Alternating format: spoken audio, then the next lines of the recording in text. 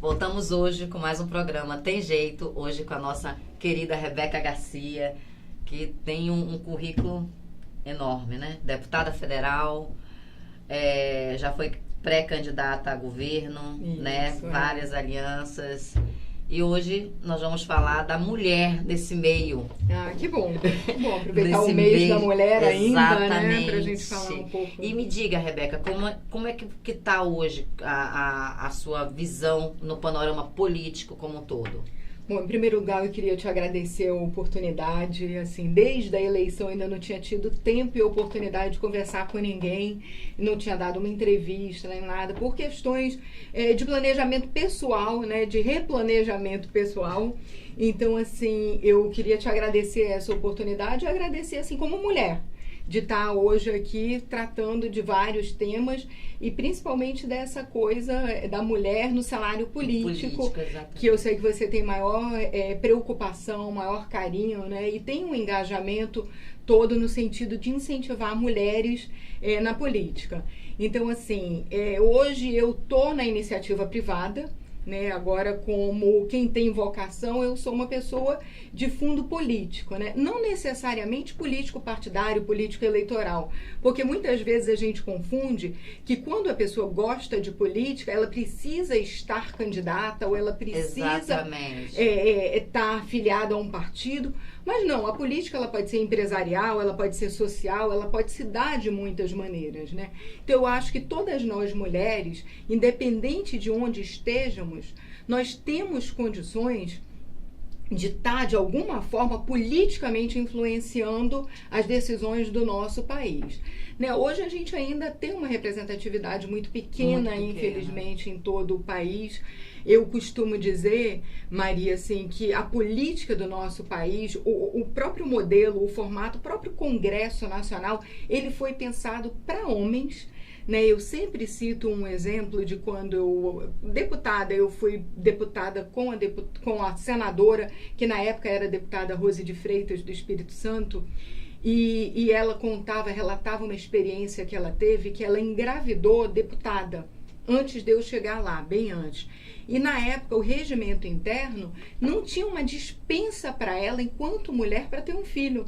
Então ela teve que entrar com uma licença como se ela fosse operar um apêndice. Para ela poder. Então, coisa, assim, né? São curiosidades que demonstram como a casa ela é pensada para homens. Outra coisa, no regimento interno, você tem um código de roupa, né? De como você deve se vestir para entrar dentro do plenário para homens. Os homens só entram de terno e gravata. Se eu chegar de calça jeans, tênis e camiseta, eu entro.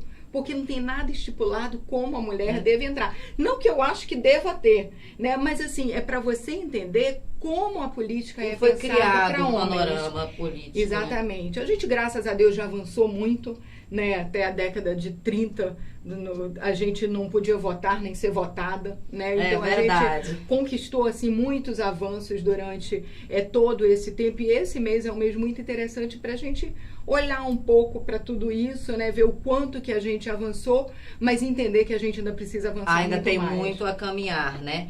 E me diz uma coisa, teve todo esse dilema, essa cereuma, o novo, vamos renovar, e aí teve uma mudança muito drástica no nosso panorama político, numa visão geral. Como é que tu tá conseguindo visualizar esse panorama? Ele está sendo mais positivo ou negativo? Eu penso assim, o momento que a gente está vivendo, até por isso eu acho que eu preferi me afastar um pouco, porque eu não me enquadro no cenário que nós estamos vivendo hoje, e aí eu vou te explicar por quê. O que eu li, o que eu consegui entender dessa última eleição, né? Foram uma eleição de opostos, de extremos. Ou você comprava um pacote fechado da extrema direita, ou você comprava um pacote fechado da extrema esquerda. E você viu que as pessoas que se viabilizaram foram pessoas que tiveram esse tipo de conduta. Eu não sou de comprar pacote fechado, né? Então, assim, eu consigo enxergar coisas boas e avanços na direita, como eu consigo reconhecer os avanços que foram conquistados na esquerda. Né? Assim, quem é do Amazonas não tem como não enxergar o que foi o Luz para Todos para o estado do Amazonas, né? Que foi um programa que nasceu de um governo de esquerda, né? E que mudou a realidade do interior do Amazonas. Isso precisa ser reconhecido, né? Não é porque eu tenha um perfil mais centro ou até um pouco mais para a direita, como algumas pessoas falam, que eu não posso reconhecer isso. Exatamente. Mas a última eleição, se você reconhecesse o oposto, era porque você havia comprado o pacote do oposto. Exatamente. Né? E eu uma acho intolerância. Que... Exatamente. Você hoje não pode emitir qualquer opinião contrária à direita ou à esquerda, ou que você já é bombardeado. Que você é bombardeado. Então você faz um comentário... você é esquerda, você é PT, você é aquilo. Já leva para um lado partidário, ideológico, que eu acho que as pessoas têm que parar e repensar. E geralmente essas opiniões estão vindo hoje em dia no discurso muito agressivo. Intolerante, né? Agressivo, desrespeitoso. O que é preocupante, né? Porque as pessoas elas têm que começar a dar um freio. Porque nós estamos nessa mudança, o que é 3 meses, vai fazer 4 meses agora. Então as pessoas têm que começar a racionalizar essas coisas de uma maneira que não seja tão extremista, né? Porque isso é perigoso. É muito perigoso, sabe, Maria? Assim, eu sou uma pessoa que sou amante da história. Eu adoro história, sempre gostei. Na escola era a minha matéria favorita, sempre gostei muito. E assim, na história você vê muitas situações. E você analisando a história, e tem até uma frase que eu uso bastante, que é do Galeano, do uruguaio do Galeano, que ele dizia o seguinte, que o futuro é um profeta com os olhos voltados para o passado. Então, se você olhar o seu passado, se você olhar para a sua história, é muito fácil de você enxergar o que vai acontecer no futuro.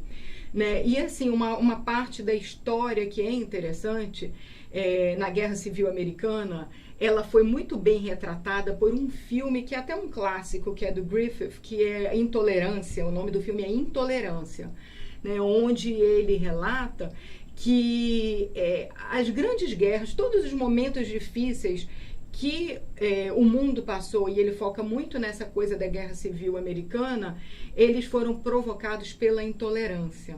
Né? Então esse é o medo que traz, porque o brasileiro é um povo extremamente amável, o brasileiro sempre foi bem-humorado, o brasileiro sempre foi leve, né? Um povo leve. De repente o brasileiro se tornou rancoroso, amargurado, né? A gente sabe, revoltado, exatamente, a gente sabe que tem dificuldade sim. Eu também me revolto porque eu sou uma pessoa assim, e quando eu falo eu pessoa jurídica, assim, a nossa empresa, a gente paga muito imposto. Né? A gente paga muito imposto. Os países que mais pagam imposto. Exatamente. E aí você não vê isso se transformando em serviço para a população. Né? É revoltante, sabe? É revoltante em vários aspectos. Mas eu acho assim, que você também ficar 100% olhando no retrovisor e querendo atirar e achar um culpado, isso não vai ajudar a resolver nada. Exatamente. Né? Enquanto cidadão, enquanto empresário, enquanto não eu, mas quem está na política hoje com cargos, né? Eu acho que está no momento da gente se unir e apresentar propostas. E olhar para frente. E olhar para frente, exatamente. Porque agora o discurso é alguma coisa errada. Porque a administração... Sim, foi mudado justamente porque administrações anteriores não estavam boas. Exatamente. Então houve uma mudança. A gente não muda pra gente ficar ouvindo o discurso anterior. A gente muda pra ver isso novas... já foi constatado pela população nas urnas. Então é por isso que você está hoje nos representando. Exatamente. Então, tem que... Mas aí não. Fica batendo na mesma tecla e é um passado que a gente quer esquecer. A gente não quer lembrar. Deixa isso para o meio jurídico legalizar, prender, fazer o que tem que ser feito. Mas é daqui para frente. As pessoas estão precisando de emprego, as pessoas estão precisando ter melhores condições de vida, saúde. E nós não estamos vendo muito. Ficou muito no discurso do novo, que não se tornou novo. Verdade. Ou eu digo que é a lei de Murphy, né? A gente sempre pode piorar, porque é o que eu me sinto assim, poxa, já achei que estava mudando, voltando pela mudança. Aí eu olho, nossa, tá pior. A gente assim, tem que tentar ser imparcial. A gente sabe que não é fácil quando a gente se sente afetado no dia a dia, tentar ser imparcial na maneira de entender que a mudança ela é recente, mas que ela precisa ser dada demonstrações de que a gente está tem um projeto, né? Tem uma meta para chegar em um determinado lugar com esses problemas saneados, né? Eu acho que a população está esperando um pouco isso. Você acha que falta projetos? Eu acho que falta planejamento. Como a gente estava falando antes de começar a reunião, a minha área é desenvolvimento estratégico, é planejamento estratégico, e eu percebo que você não consegue chegar a um determinado ponto se você não houver um planejamento. Eu vou te dar um exemplo aqui da indústria do estado do Amazonas, que é a área onde eu estou hoje. Por exemplo, se eu daqui há 10 anos quero estar exportando as minhas motos, o meu polo aqui de 2 rodas vai estar querendo exportar as nossas motos para a Europa. Eu hoje tenho que começar a fazer um trabalho que nada tem a ver com o passo de exportar, que tem a ver com alguns desembaraços. Por exemplo, alfandegar o porto de Tabatinga aí não no caso da Europa, mas se eu quiser mandar alguma coisa para a Ásia, eu tenho que trabalhar no alfandegamento do porto de Tabatinga, que vai me possibilitar uma saída para o Pacífico e vai me ganhar tempo e condições de competir com outros modais para deixar uma mercadoria na Ásia. Para isso precisa planejamento, porque não é algo que se consiga do dia para a noite. Então, assim, um planejamento de Estado, como um planejamento para um plano diretor industrial, como aqui do Estado, por exemplo, a gente precisa de 20 anos de antecedência.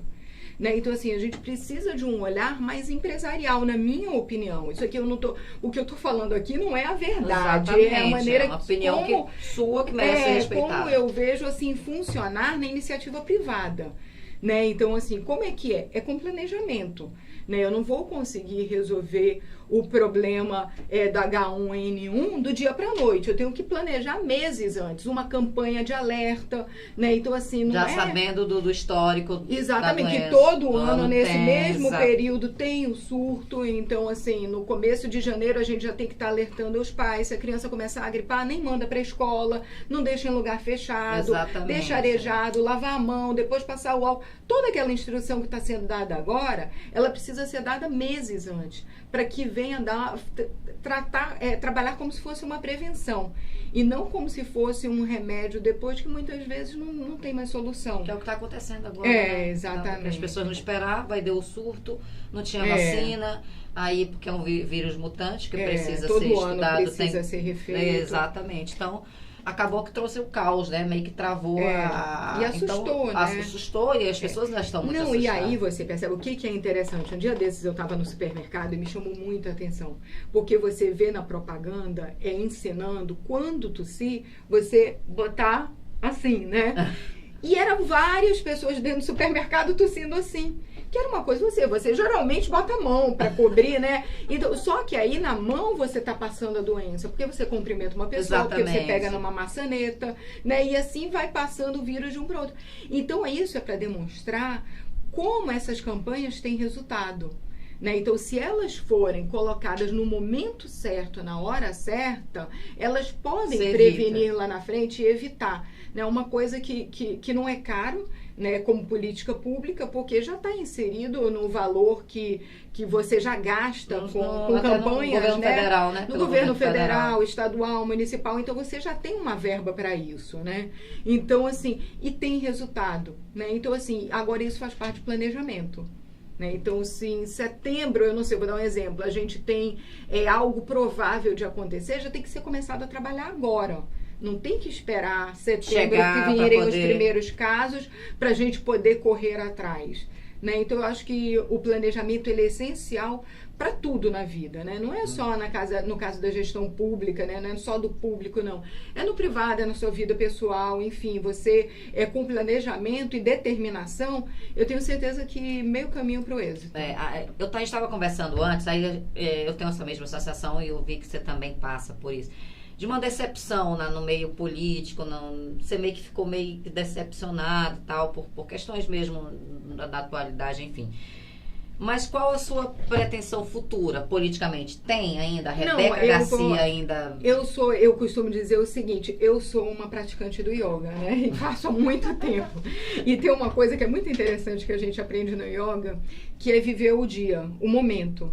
né? Porque dizem que o que causa as maiores frustrações, os maiores estresses, eles são causados pelo que aconteceu ou pelo que há de acontecer. Exatamente. Mas se você vive aquele dia, um dia de cada vez, você tem muito mais chance de ser feliz do que você se preocupando com o que vai acontecer daqui a 20 anos. Mas se as eleições fossem esse ano, a Rebeca Garcia candidata. Não seria candidata mesmo, não. Mas por quê? Porque eu vivo muito o momento. E hoje eu tô muito engajada num projeto pessoal empresarial. Entendi. E eu não gosto de deixar as coisas pela metade. Então, assim, o projeto que eu tô desenvolvendo agora, que tem a ver, assim, que até por questões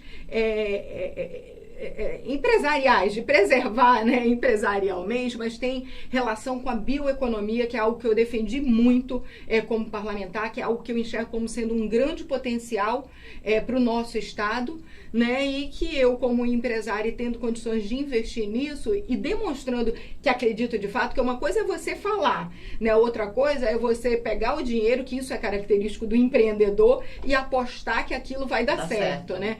Então eu tô num momento de investir num projeto que eu acredito que vai dar certo, que pode ser um case muito bacana para o nosso estado no futuro, e que eu preciso de dedicação.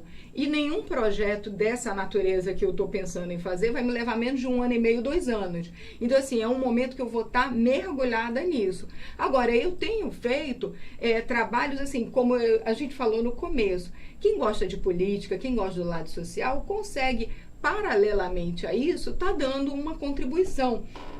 E aí é um outro exemplo de como você pode mudar a realidade. Assim, a parte social que eu sempre trabalhei, eu sempre tive, assim, de alguma forma envolvimento e nunca, assim, fui de mostrar, para que não confundissem que eu estava fazendo aquilo para transformar em voto, né? Exatamente. Mas, assim, mas às vezes é legal você dar o exemplo para as pessoas perceberem quanto que pode mudar a realidade de outras, né?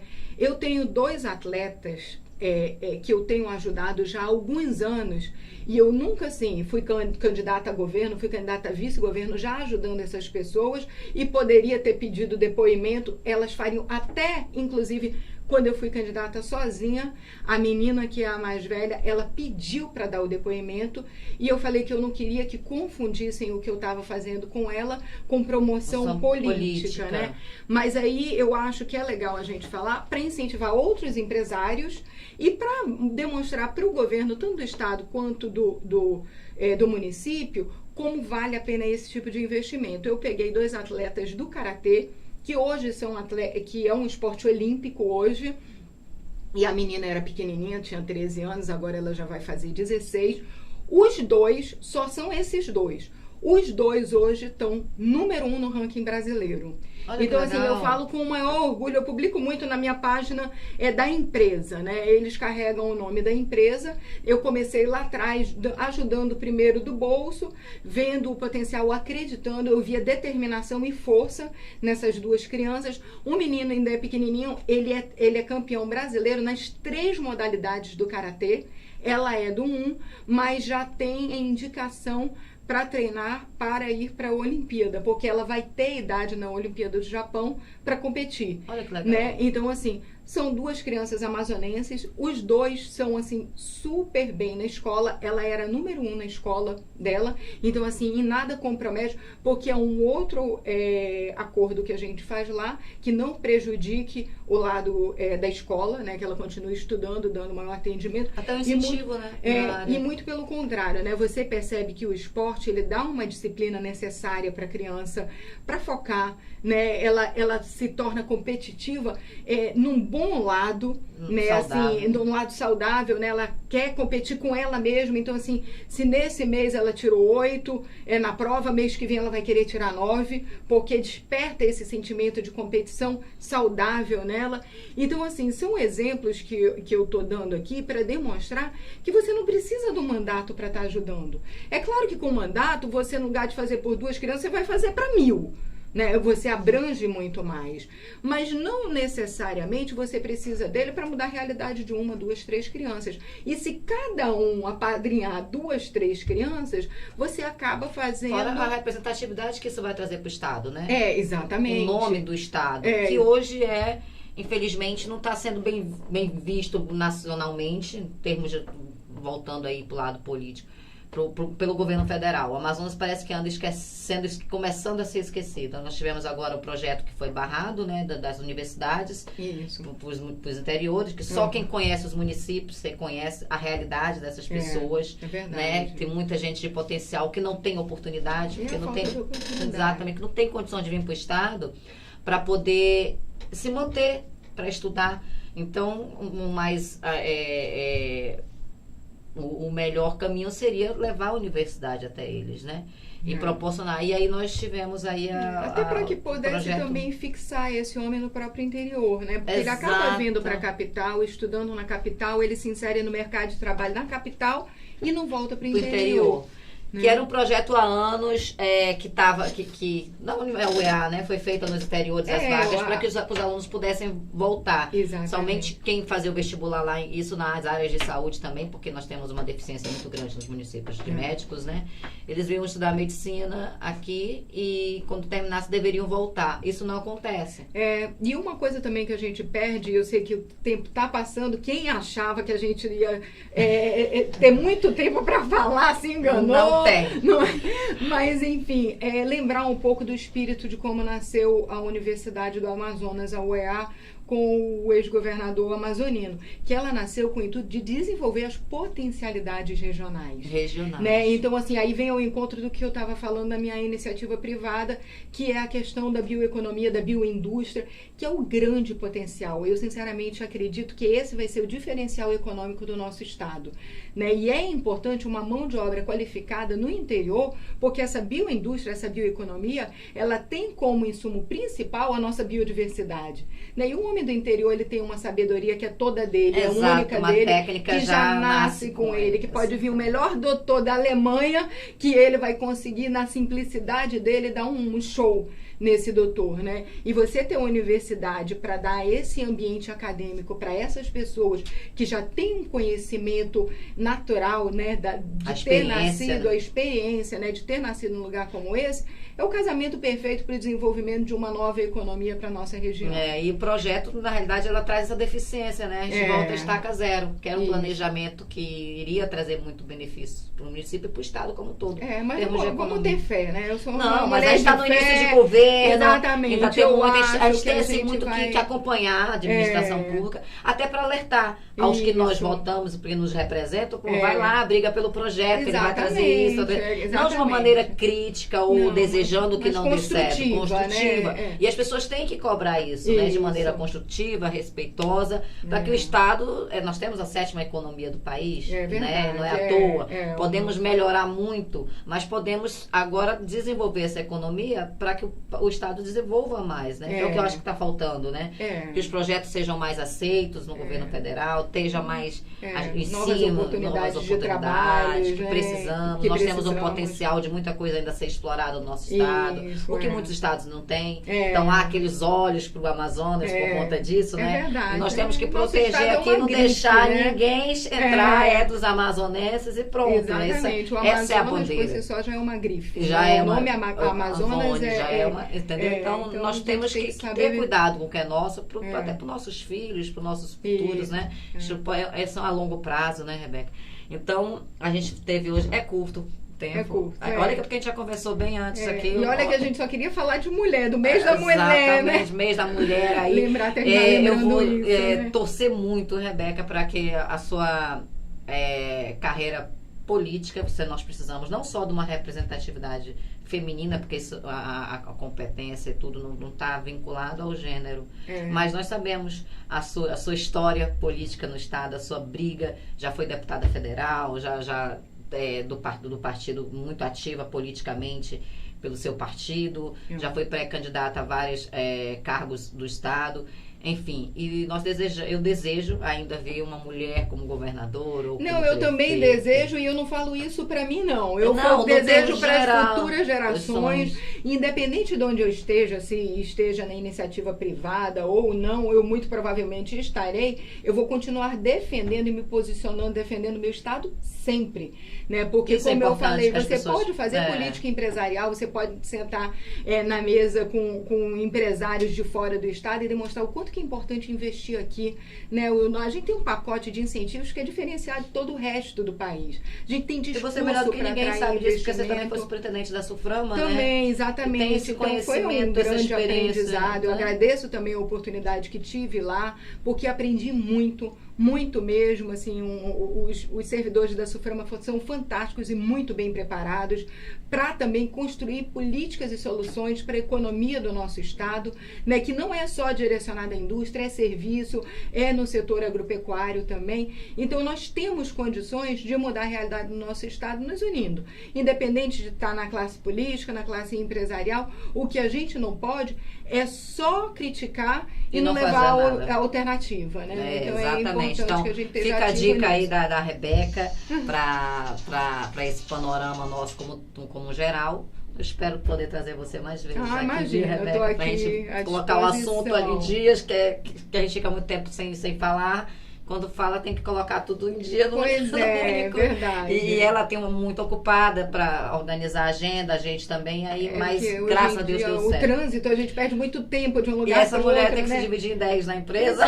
Mas eu queria te agradecer aí a oportunidade, terminando aqui, desejando aí um bom dia a todos, uma boa final de terça-feira. Eu sei que as pessoas ficam vendo nos outros dias também. Exatamente. Né? Mas eu queria desejar aí um bom dia a todos, agradecer a todos esses que ficaram nos acompanhando aqui ao vivo, né? E os que ainda vão vir assistir essa entrevista, e terminar te agradecendo mais uma vez uma oportunidade de estar cedendo. Eu tenho acompanhado, vira e mexe, cedendo essa cadeira aqui para uma mulher sentar e mostrar que a gente está aí tem que ocupando os espaços, exatamente, né? de maneira sempre imparcial, né? Isso. Visando a mulher, a força da mulher, que ela é muito importante. Eu sou feminista. É isso aí, tá então, certo. Obrigada. Assistam, e a gente fica por aqui. Tem jeito, basta ter legalidade e compromisso.